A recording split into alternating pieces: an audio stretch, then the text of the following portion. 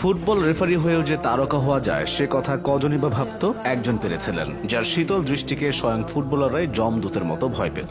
মজা করে বলা হতো বাঘের মুখ থেকে ফিরে আসা যায়, কিন্তু কলিনার থাবা থেকে বাঁচতে পারত না কোনো ফুটবলার। তিনি যখন বাঁশি নিয়ে ইগলের মতো শিকারী দৃষ্টিতে নজর রাখতেন, তখন সমস্ত মাঠ জুড়ে কোনো ডিফেন্ডার ভুলেও অবৈধ ট্যাকল করার কথা মাথায় আনত না। তার পুরো নাম পিয়ের লুইজি কলিনা, ডাক নাম কলিনা। জন্ম 1960 সালে উত্তর ইতালির বোলোনিয়া শহরে। মা লুসিয়ানা কলিনা ছিলেন শিক্ষিকা, বাবা এলিয়া কলিনা ছিলেন ইতালির প্রতিরক্ষা মন্ত্রণালয়ের চাকুরে। তার দুরন্ত শিশুকাল কেটেছিল রাস্তায়, পার্কে বন্ধুদের সাথে দৌড়ে বেরিয়ে ফুটবল খেলে। ফুটবলার হওয়ার স্বপ্নকে সামনে নিয়ে কলিনা স্থানীয় ফুটবল একাডেমিতে ভর্তি হয়েছিল কিশোর বয়সে। 17 বছর বয়সে এসে কলিনা বুঝতে পেরেছিলেন পেশাদার ফুটবলার হওয়ার জন্য প্রয়োজনীয় দক্ষতার অভাব আছে তার মধ্যে। ওই সময়ে এক বন্ধুর পরামর্শে রেফারিং কোর্সে ভর্তি হয়ে যান কলিনা। শুরুতে কৌতূহলবশত কেবলমাত্র অভিজ্ঞতা অর্জনের জন্য এই কোর্সে গেলেও ভাগ্য সহায় থাকায় মাত্র 30 বছর বয়সে ইতালির প্রথম সারির লিগ সিরিয়ার ম্যাচে রেফারিং করার চান্স পেয়েছিলেন তিনি। সে থেকে আর পেছনে তাকাতে হয়নি সর্বকালের সর্বশ্রেষ্ঠ এই রেফারিকে। মাত্র 35 বছর বয়সে কলিনা আক্রান্ত হয়েছিল